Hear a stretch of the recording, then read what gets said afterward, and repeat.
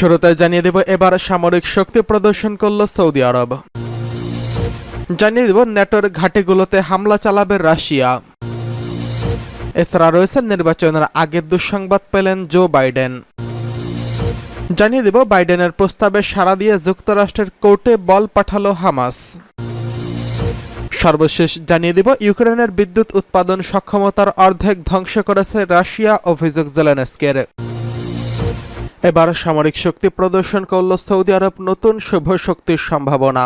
যুদ্ধ যেন মধ্যপ্রাচ্যকে ছাড়ছেই না। এমনিতেই কয়েক মাস ধরে উত্তপ্ত মধ্যপ্রাচ্য, গাজায় ইসরায়েলের অভিযান আর প্রক্সি যুদ্ধ এই অঞ্চলকে উত্তাল করে রেখেছে।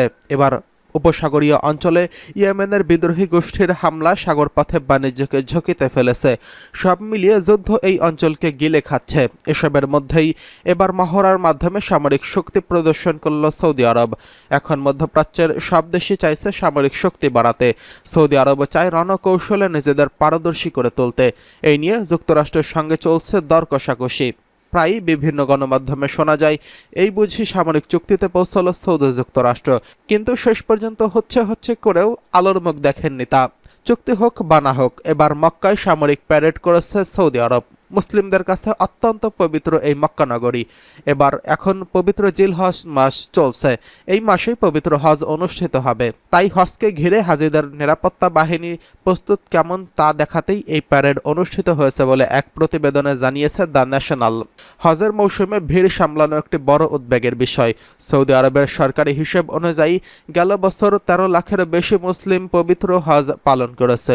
সৌদি প্রেস এজেন্সি জানিয়েছে আল্লাহর অতিথিরা যেন সহজে এবং আরামে হজ পালন করতে পারেন, তাই তাদের সর্বোচ্চ নিরাপত্তা ও সুরক্ষা দিতে নিরাপত্তা বাহিনীর প্রস্তুতি দেখাতে মক্কায় প্যারেড অনুষ্ঠিত হচ্ছে। প্যারেড ছাড়া সামরিক মহড়াও দেখা যায় বলে জানিয়েছেন এই সৌদি প্রেস এজেন্সি। সৌদি আরবের স্বরাষ্ট্রমন্ত্রী এবং সুপ্রিম হজ কমিটির চেয়ারম্যান প্রিন্স আব্দুল আজিজ বিন সৌদ বিন নায়েফ এই প্যারেডে সভাপতিত্ব করেন। এই প্যারেডে সিকিউরিটি এয়ারক্রাফট সহ এয়ার ডিসপ্লে করা হয়। এই এয়ারক্রাফটগুলো পবিত্র স্থানগুলোতে ভিড়ের উপর নজরদারি এবং প্রয়োজনীয় সরঞ্জাম দিয়ে সহায়তায় ব্যবহার করা হবে। সৌদি সরকার বলেছে এই বছর সুন্দর ও নিরাপদভাবে হজ সম্পাদন করতে তারা বদ্ধপরিকর। ইসলামের 5টি স্তম্ভের একটি হচ্ছে পবিত্র হজ।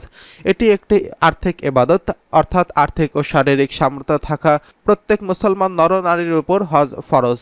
এদিকে এবার ন্যাটোর ঘাঁটিগুলোতে হামলা চালাবে রাশিয়া। ইউক্রেনে F-16 যুদ্ধ বিমান যেসব ঘাঁটিতে মোতায়েন করা হবে সেগুলোতে হামলা চালাবে রাশিয়া। এমনকি এসব বিমান যদি ইউক্রেনের বাইরে ন্যাটোর যে কোনো বিমান ঘাঁটিতে রাখা হয় সেখানেও হামলা করতে প্রস্তুত ক্রেমলিন। একই সঙ্গে রাশিয়ার বিরুদ্ধে ব্যবহৃত যে কোনো স্থান মস্কোর বৈধ টার্গেট বলে হুঁশিয়ারি করেছেন এই বক্তব্যে। রাশিয়ার সংসদ দুমার প্রতিরক্ষা কমিটির চেয়ারম্যান আন্দ্রে কতলভকি সোমবার মস্কোয় এক বক্তব্যে এই হুঁশিয়ারি দিয়েছেন। ইউক্রেন যখন তার পশ্চিমা মিত্রদের কাছ থেকে আমেরিকার তৈরি F-16 যুদ্ধ বিমানের প্রথম চালান গ্রহণ করার প্রস্তুতি নিচ্ছে, তখন এই সতর্কবাণী উচ্চারণ করলেন কর্তলভ। ইউক্রেনের পাইলটরা F-16 যুদ্ধ বিমান চালনার প্রশিক্ষণ শেষ করার পর কিয়েভকে ওই যুদ্ধ বিমান দিতে সম্মত হয়েছে ন্যাটোভুক্ত দেশগুলো। রুশ দুমার এই প্রতিনিধি তার দেশের অবস্থান স্পষ্ট করে বলেন, ইউক্রেনকে সরবরাহ করার জন্য বিদেশি ঘাঁটিগুলোতে যেসব বিমান মোতায়েন করা হবে সেগুলো এখনও রাশিয়ার বিরুদ্ধে ব্যবহৃত হয়নি বলে সেখানে হামলা চালাবে না রাশিয়া। তিনি হুঁশিয়ারি উচ্চারণ করে বলেন, যদি বিদেশি ঘাঁটিগুলো থেকে যুদ্ধ বিমান আকাশে উড়ে রাশিয়ার বিরুদ্ধে হামলা চালায় তাহলে ওইসব যুদ্ধ বিমানের পাশাপাশি যেসব ঘাঁটি থেকে সেগুলো উড়ে এসেছে সেগুলোতে হামলা চালাবে রাশিয়া। সম্প্রতি ইউক্রেনের বিমান বাহিনীর কমান্ডার সের্গেই গোলুৎসভ বলেছিলেন, ইউক্রেন পশ্চিমা দেশগুলোর কাছ থেকে যেসব F-16 যুদ্ধ বিমান পেতে যাচ্ছে তার কিছু সংখ্যক বিদেশি ঘাঁটিগুলোতে মোতায়েন থাকবে। এদিকে নির্বাচনের আগে বড় দুঃসংবাদ পেলেন বাইডেন। নির্বাচনের আগে বড় ধাক্কা খেলেন মার্কিন প্রেসিডেন্ট জো বাইডেন। ছেলের কুকীর্তির কারণে সম্মানহানি ঘটল তার। মাদকাসক্ত অবস্থায় মিথ্যা তথ্য দিয়ে কেনা অস্ত্র মামলায় ছেলের হান্টার বাইডেনের অভিযুক্ত হয়েছেন। যুক্তরাষ্ট্রের স্থানীয় সময় মঙ্গলবার তার বিরুদ্ধে আনা 3টি অভিযোগই প্রমাণিত হয়। এরপরই আদালত তাকে অভিযুক্ত করে। বার্তা সংস্থা এপি জানিয়েছে 2018 সালের একটি রিভলভার কেনে হান্টার। আগ্নেয়াস্ত্র কেনার ক্ষেত্রে একটি ফর্মে বাধ্যতামূলক কিছু তথ্য দিতে হয়, কিন্তু মিথ্যা তথ্য দেন হান্টার বাইডেন।